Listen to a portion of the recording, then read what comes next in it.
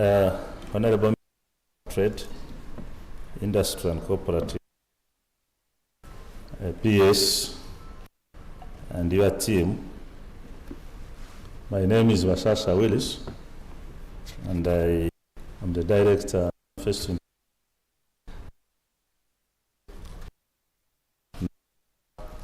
of the and the rest of the presidency. I take pleasure to welcome you. And as you are aware, I need not to go back into this because you are a member of cabinet, and this is the second day into special activity of the Manifesto Week. Honorable Minister, this week is about celebration. Usually to run this week around, but you know the reasons when we come to cabinet, what that you gave, and until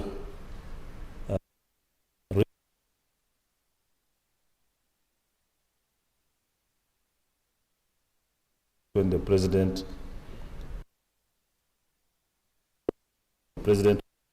accountability, making citizens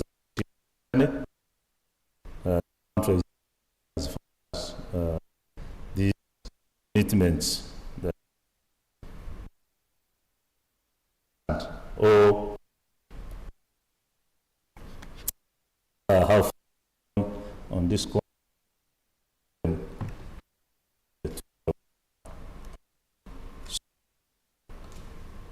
want to welcome you and your team.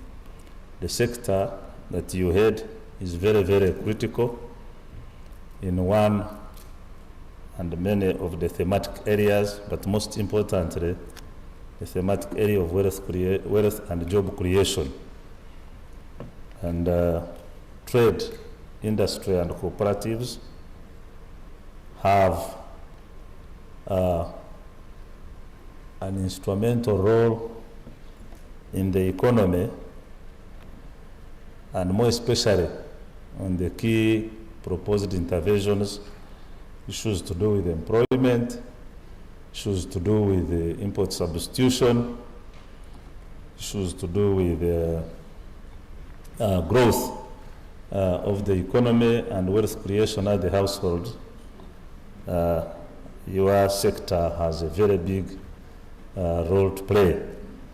So we want to take this pleasure to welcome you and from you how far we have gone on this journey, and specifically on the commitments that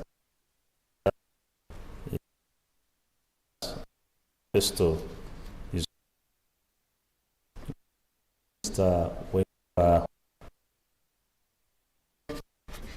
We have a session of observations from the Manifesto Implementation Unit, and then some questions from members of the media who are here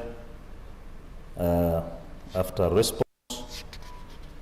But during response, we also invite one of your technical teams to give supporting responses as far as the issues that may be raised are concerned.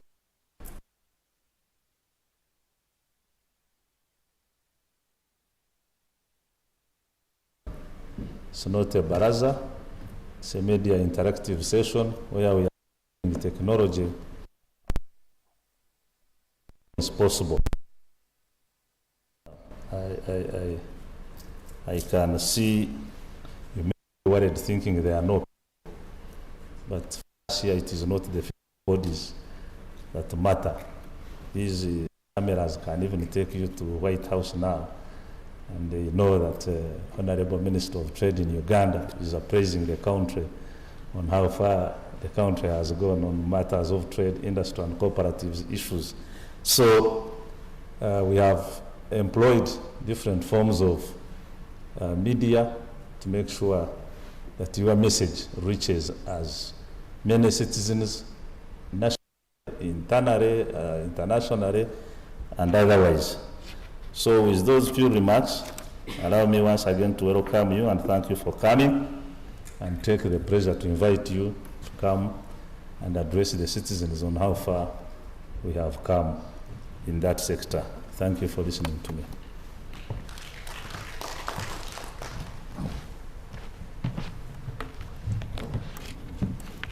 Thank you, Mr. Basha, members of the NRM Manifesto, our members, our staff from the NRM Secretariat, our staff from the Ministry of Trade, Industry and Cooperatives led by our PS, and members of the media. We are glad to update the country on how far we are moving on implementation of our manifesto, especially on the sector of trade, industry, and cooperatives. In this sector, we pledged to continue adding value to the raw materials that we have, which are very abundant in our country, including iron ore, cotton, coffee, cocoa, and many other raw materials, to be able to get the maximum amount of money from them. We also are pledged to continue organizing our farmers under cooperatives. And once this is done, and we have added value, we have worked on the standards, then we pledge that we shall find markets for those products that we have produced, added value, and improved the standards. So I'm glad to report that on the issue of accelerating industrialization agenda, which is under our mission of building an integrated, self-sustaining economy, but also under the strategy of import substitution and export promotion, we have been able to contribute now as a sector 27.4% to our GDP, which is 55 billion, meaning that out of the 55 billion US dollars, our sector contributes almost 15 billion, and it's a private-led sector. Manufacturing alone are now contributing 16.5% to our GDP, which is a growth of around 3.9% in 2022-2023. When we were looking for votes in 2021, the sector was employing around 1 million. We are glad to inform you that we have doubled now. The manufacturing and industrial sector is employing now close to 2 million Ugandans. The sector is contributing over 5 trillion to our national treasury. In 2021-2022, we contributed, to be specific, 5.1 trillion out of the 21 trillion that we used as a country. So we are making a lot of progress in terms of industries. We also informed the country then that we will build 22 industrial parks. Some will be built by private sector, others by government. And so far, we have seen progress of industrial parks, in Mbale industrial parks, Kapeka industrial parks, which are built by private people, Buyukwe, but also government has supported these industrial parks by building infrastructure. For example, the one that's owned by government, Namambe, we have implementing a project of close 240 million euros to make it standard as an industrial park.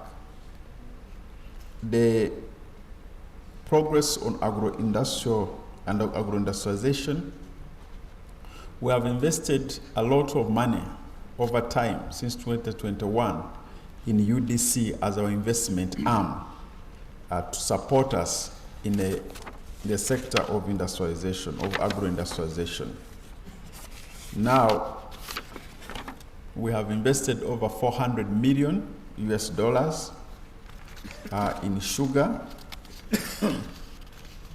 a Tiak sugar factory, where we expect production to begin in a few close to 12 months from now, because we had to do a lot of preparations to make sure that the factory works. And this factory will help to transform the economy of northern Uganda.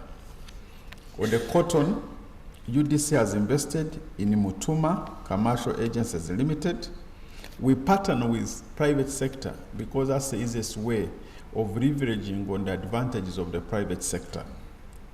And that's why because they have the skills, management skills, they have the marketing capacity, and our job as UDC is to invest in resources, then have the board on top of management to direct the affairs of those companies that we invest in. So in cotton, we have invested in Mutuma Commercial Agencies Limited, located in Ruka district, and the factory is operational. The company is engaged in cotton processing into both intermediary and final products such as surgical cotton, cotton cake, soap stock, and cotton seed oil. And all these are the products that we're importing. Now we are producing them here. And the company has a ginning capacity of 2,590 metric tons per year. The cotton wool facility, on the other hand, has installed capacity of 475 metric tons per annum. This has increased the income of farmers from 229 million in 2023 to 700 million in 2024 by June. And the company employs 136 people directly and 1,000 indirect jobs. We're also adding cassava, we're adding value to cassava because one of the products that actually produces the best starch in the world, starch that is used in pharmaceutical companies, most of these tablets that we use, almost 90% is coated by cassava, by starch. And we're importing almost 100 million US dollars worth of starch in the country. But because of now our investment, both by government and the private sector, we have reduced that import from 100 million now to close 60 million US dollars. So we invested in the Bukona Agro-Processors Limited, located in Nyoa district, that is helping us to produce starch. There are also other factories that we have supported of cassava in Paris and also in Nakasongola that are helping the country to reduce the expenditure on starch, which is an essential ingredient in the pharmaceutical industries. We invested in Budadli Arabic Coffee Limited, a factory that specializes in purchasing and sorting coffee beans for export with an installed capacity of 12,000 metric tons. And the UDC, under UDC, which is our investment arm, we have invested in the Solot Fruits factory, and to improve its management, handed over to another private company, which we have seen that now the farmers in Soloti area, in Teso area, are starting to see the fruits of the factory by purchasing all the fruits that they grow, and this is making good progress in that part of the country. Then also invested and set up Yumbe Fruits Factory, Ruwero Fruits Factory, and we're in the process of setting up a sugar factory for Busoga using the Busoga Cooperatives because there's been an outcry when we went to the polls. There was a lot of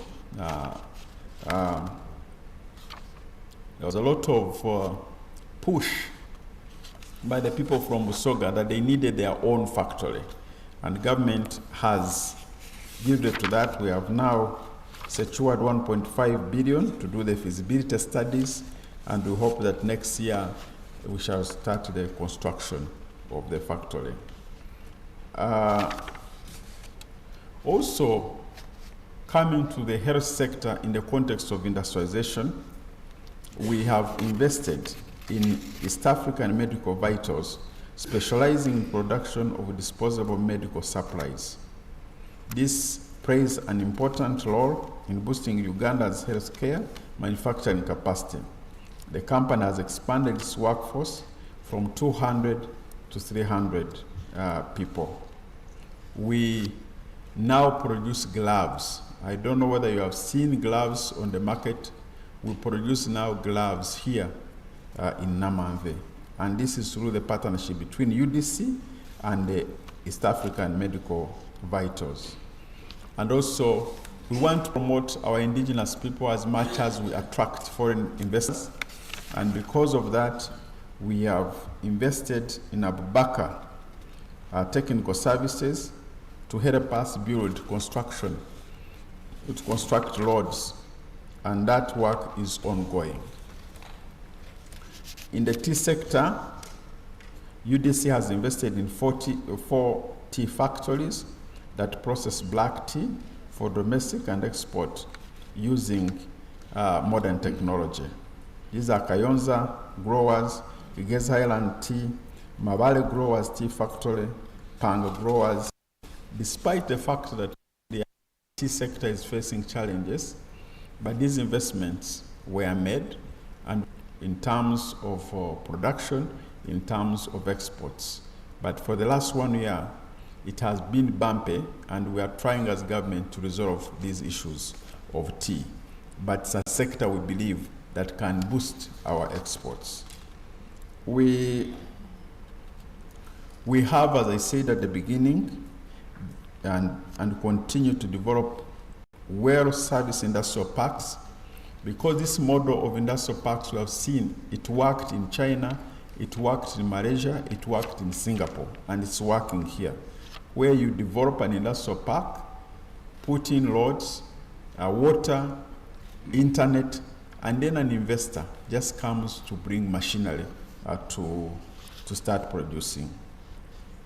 So to this end, we have been working on Kampala Industrial and Business Park, Namamve and Ruzira Industrial and Business Park, Jinja Industrial and Business Park, Soloti, Sino Uganda Mbale, which is a private, Kasese Industrial and Business Park. We have seen Buyukwe Industrial Park, Rugazi Industrial Park, then Mbale Industrial Park, Peak Fair Industrial Park. We work with the private sector. Some industrial parks are being developed by government, others are being developed by the private sector.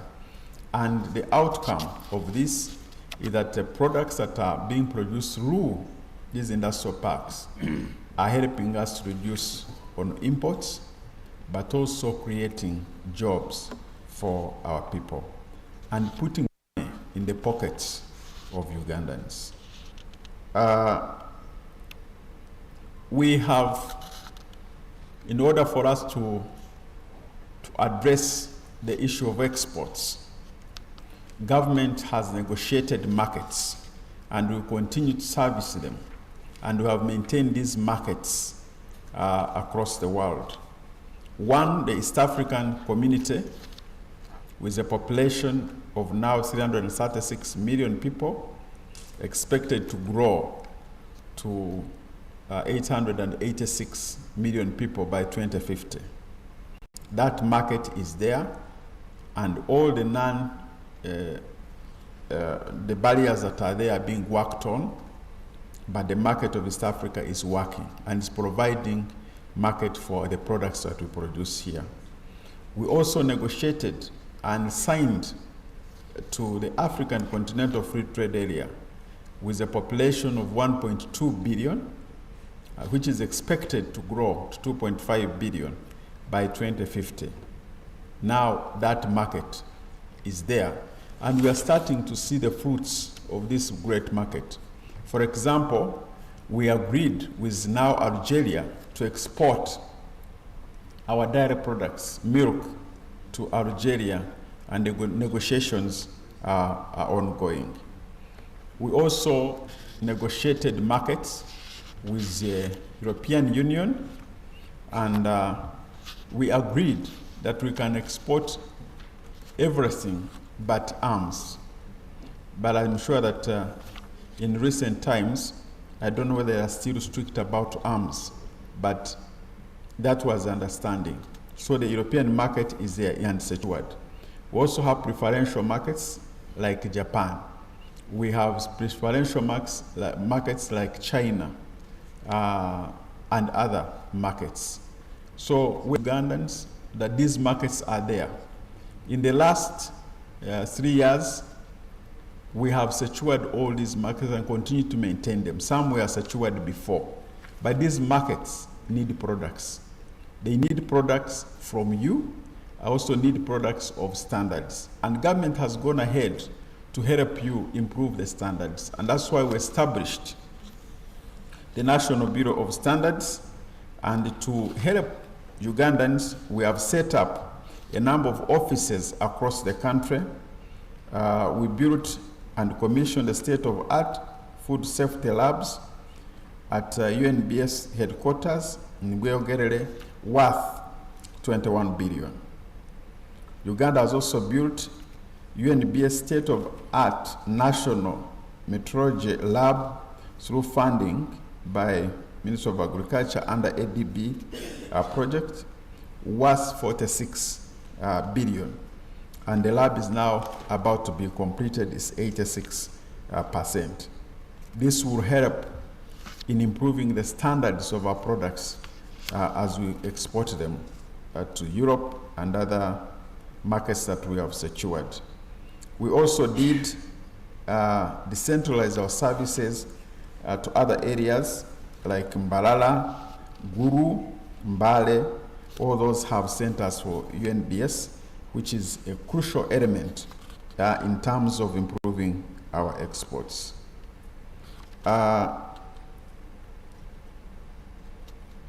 So we also support small medium enterprises, and we have to be able to help these small medium enterprises grow. We have offered them free services, free. You can now go to, we did during COVID, give them an exemption to secure certification so that they can grow. They used to pay for certification, but that was exempted, and that helped the small and medium enterprises to grow. So on import substitution and export promotion, we, as I told you, we can now produce surgical cotton by Mutuma commercial agencies. We can produce TVs, we can produce sugar, industrial sugar, which was being imported before the beginning of this term, and so many other products. So we are making great progress on import substitution, which is our overall strategy for this term.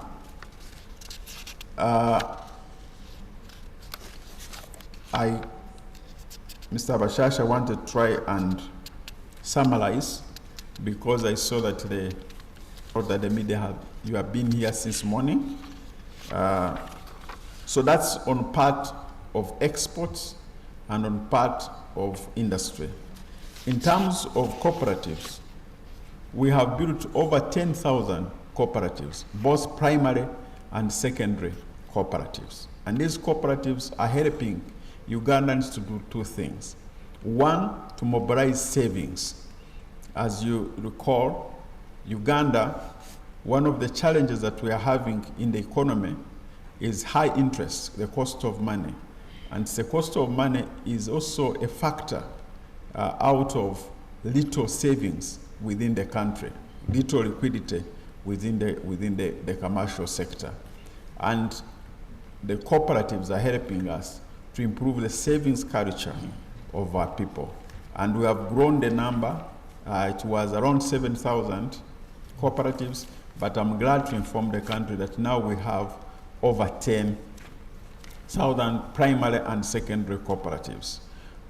They help savings, but also they help us for organized farming, and help us as a good vehicle to support our farmers.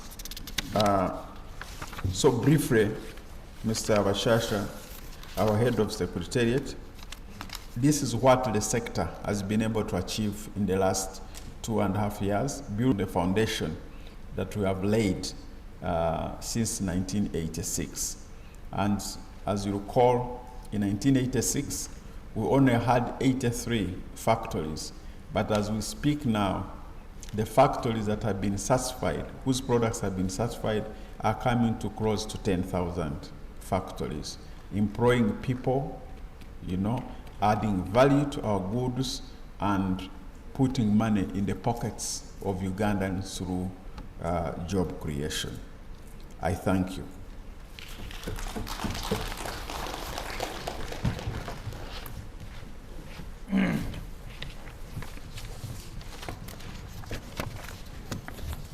Thank you very much, Honorable Minister. Please join me to give a big applause to the Minister.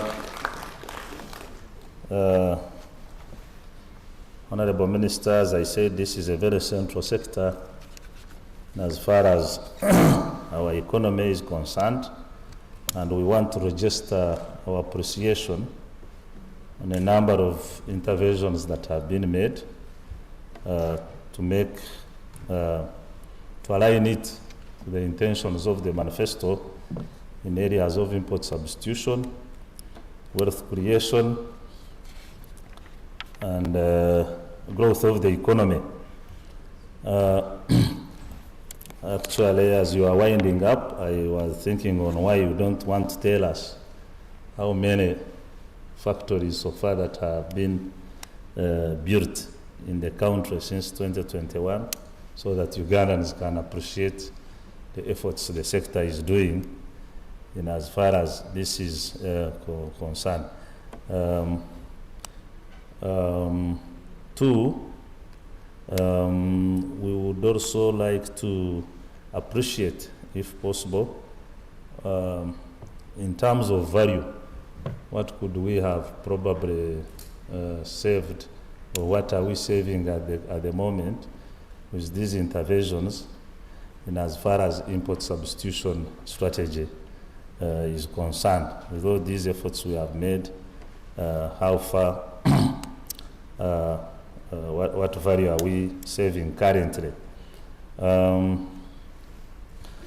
Honorable Minister, I think we also want to salute the effort that has been between you and maybe the sector of agriculture on trying to improve the value addition agenda on many of our products. However, many of the people in this area still complain of certification challenges by UNBS, and there is still a bureaucracy. There is also still the cost aspects involved, especially on our SMEs. These Ugandans at the household level who have tried to turn juice from matoke, some fruits, juice at that level. So they still have this, and they want to enter the market because they must realize their return on investment. So I don't know what can be done in that area to simplify the processes of acquiring certification. It is also worth noting, Honorable Minister, that even when we upload the investment in one of state-of-art labs in this country, we still have an influx of substandard goods in our economy. And I don't know whether it's an issue of enforcement or it's an area, Honorable Minister, that we need, I think, to strengthen and make sure that Ugandans can be able to realize these investments, why we put in these strong and state-of-art facilities to help sort out this issue.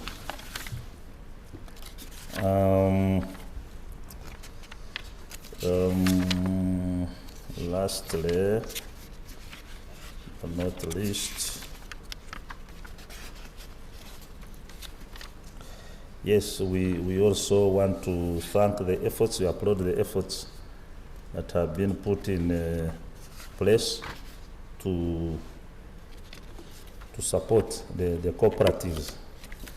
But I think Ugandans would also be comforted by how far we have gone with those cases of monies that were taken, which were supposed to support these cooperatives, to emphasize how far we are moving as government in that direction of the money that was taken for these cooperatives, so that Ugandans can be comforted and know that their money will come through and they will get it.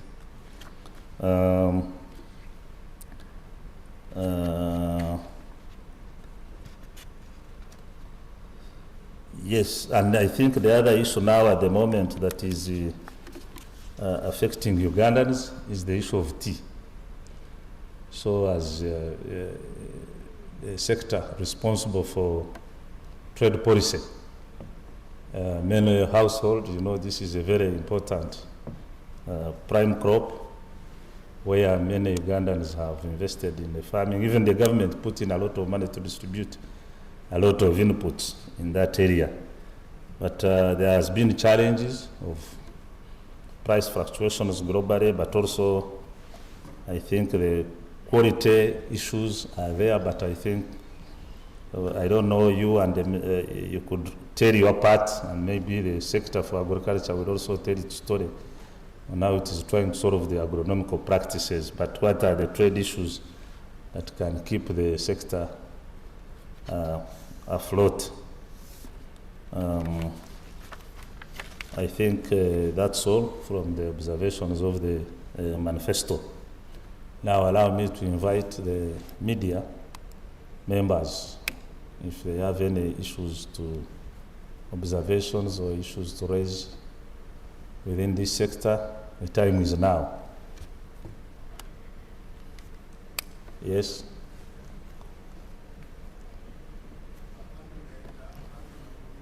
Is it working? Is that microphone working? Let them get your mobile one.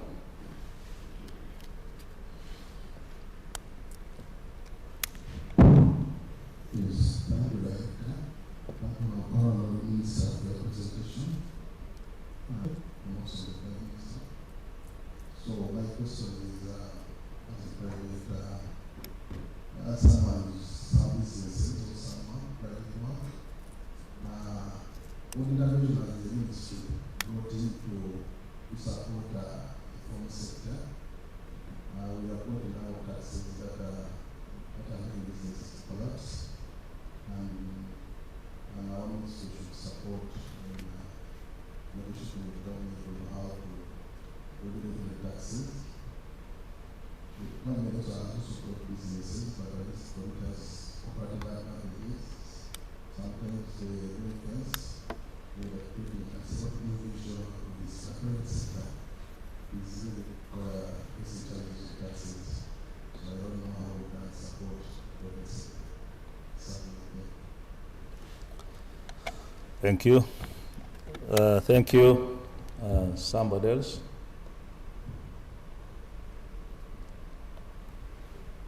Upson. Thank you, Director. Honorable Minister, my name is Captain South from the NRM Secretariat.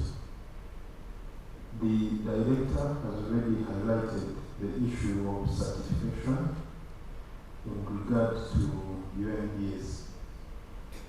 And bringing a matter related, but this is to do with standards for the new innovations being encouraged both in science and also here in production. This money puts now in PPM, which we think will push production. But UNDS says we don't have the facilitation required to be able to generate standards for the new innovations before they open into the market. And if this is not done, it will frustrate the efforts being put in to make sure we quickly generate innovations. Thank you. Thank you. Also, Honorable Minister, I think this had skipped me. It is the issue of the proposed, I think this is a manifesto issue, the proposed chocolate factory, cocoa factory in Bundibujo. I don't know how far we have gone on this.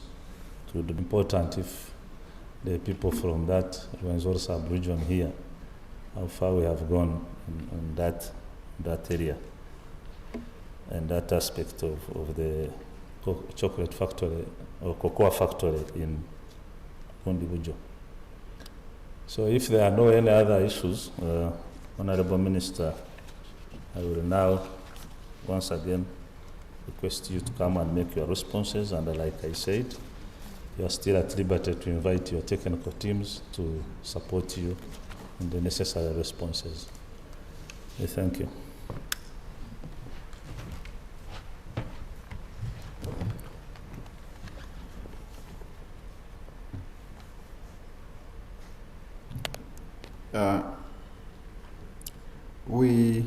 On number 6, the cases within the sector of the monies that were allegedly that were lost. I think, Mr. Bashasha, we are communicating good news today, and we want to restrict ourselves on the good news, the progress we are making. And the CID and other agencies can update the country on how far they have gone. On the issue of tea, we are working as government. We had a meeting with the Ministry of Agriculture, Ministry of Finance, Ministry of Local Government. We presented a paper to Cabinet, which was approved, and we agreed to support the tea sector in the following ways, among others. One, to provide fertilizers to address the issue of quality at the moment. So we're in the process of securing the fertilizers and also working on the dynamics on how the money will be paid back through farmers. We also agreed that we are going to support them because some of the factories did not have enough power, electricity. So we agreed that we are going to support them by providing electricity. Then put them, gazette those areas as free zones so that they can be helped to move on the issue of taxation. So those are some of the interventions we are right now working on, and we hope that once this is done, then people have the right seedlings to plant. They harvest it properly. Then we'll be able to improve the quality of our tea and improve the export of tea. But at the moment, these are interventions that we are having. To address the issue of substandards and fake products on the market, I want to inform you that in the last 2 years, we passed the competition law, which is now an act of Parliament, and we are almost finishing the regulations that will help us in terms of regulating competition and supporting competition within the economy. But also we are working on consumer protection law, which will help address the issue of fake goods on the markets. While the government can do these regulations, it's the responsibility of all of us, where you see a fake product, to report where you see people who are doing wrong things, don't sit down. Just report the cases and we'll be able to address them. But as government, we know we have a primary duty to protect our citizens, and that's the reason why we are coming up with a consumer protection law, as we also become more aggressive in terms of monitoring and enforcing standards by UNBS. On the issue of certification and costs, as I told you, small-scale medium enterprises, we did exempt them 2 years ago. They were being certified by UNBS at free cost. And there is a program, as resources allow, to continue supporting these small, medium companies. How much we have saved and the factories, we intend to be, and our technical people can add on, adding almost more than 50 factories every year. Every year we're adding more. The challenge that we are facing, which we are addressing again, is the issue of power. And so far, we have also borrowed around 168 million euros to support industrial parks by providing substations in these industrial parks. Our view is that factories should, power can wait for factories, but factories cannot wait for power. So we are doing the electricity provision, supporting the industrial parks through substations so that we can attract more and more factories. And when we attract more and more factories, we create more and more jobs. The value that we have saved through import substitution, as I've told you, is much. It's really much, because we used to import industrial sugar. Now this industrial sugar, which is used to process soda and other products, is being manufactured by Kachira, or rather by Chinyala sugar factory. The TVs, now you can buy your set of a TV made in Uganda or assembled in Uganda. We have tiles for building. All these were being imported in the country. So the amount of money that we have saved for the country is a lot of money. The issue of cocoa factory, we continue to confirm and assure the people, especially the people of Bundibujo, that the cocoa factory is coming. Because we have finished the feasibility study, we have informed, we are discussing how much money will be required, and if resources allow, then the factory will be constructed in the next financial year when the resources are allocated to us. Another question was about funding for UNBS. We have improved on the funding for UNBS. For the previous 2 years, they were facing a lot of challenges, but at least now we provided 10 billion extra as a supplementary this financial year. So we hope that that will help to build the capacity to reinforce the standards in the country. You raise the issue of taxation. For our policy for taxation, we use taxation as a tool to promote import substitution and export promotion. Where somebody manufactures the goods that we need in the country, then we protect those goods by putting a tax on similar products that are being imported. And as you are aware, we passed a law a few years ago of incentives under the investment code, where we provided tax holidays 10 years for anybody who invests 10 million and above in an industrial investment. And I think around $300,000 US for Ugandans. tax holidays for 10 years. All machinery to put up factories here are tax exempted. There's too much that we have offered the investors, and that's the reason why you see every year, as we are informed by the Minister of Finance, or you'll be informed by the Investment Authority, there are a lot of people coming to invest in this country, to the extent that a few years ago, I think it was last year, Uganda was voted as the best destination for investment in the whole world. I know Ugandans might not believe it, but it is true. We are the best investment destination in the whole world for so many reasons, but most importantly, because of peace and security, which was ushered in by the National Resistance Movement led by President Yoweri Museveni. So there's a lot of good things happening in that area. Those were the questions. I don't know, Dennis, do you know the savings were made in the imports, or my explanation is sufficient? Or PS, you have anything to say about any technical?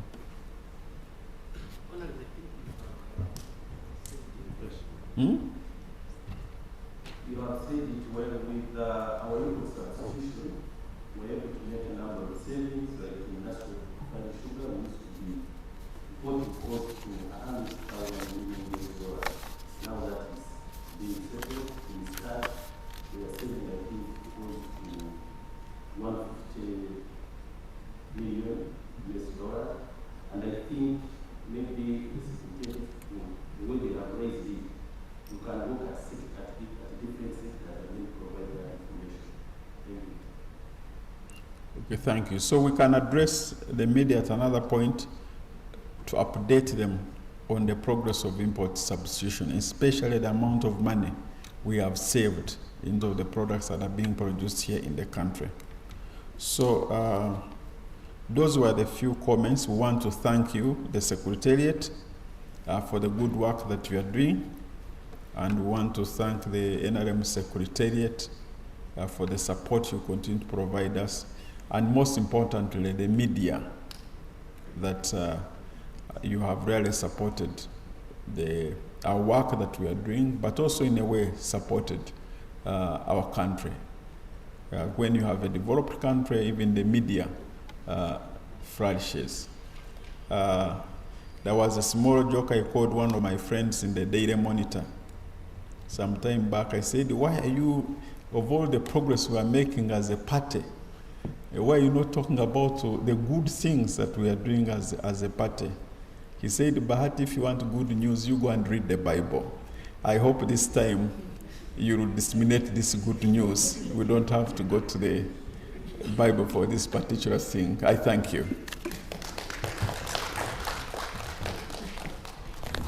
A big applause to that.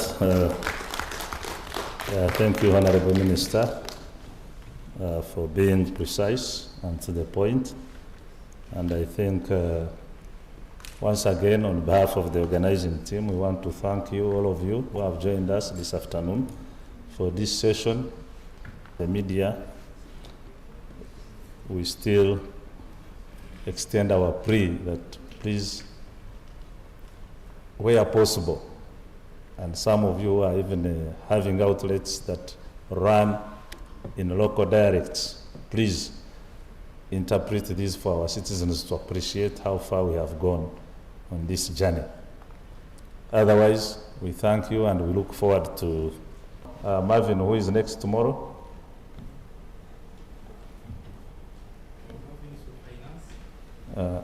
Yes, we'll be having Minister of Finance and Economic Development in the morning and Minister of Tourism in the afternoon. So, as a tradition, Honorable Minister, we invite you for a photo opportunity with the team, and I now gladly announce the closure of this session. Thank you very much. Till tomorrow then. Outside here.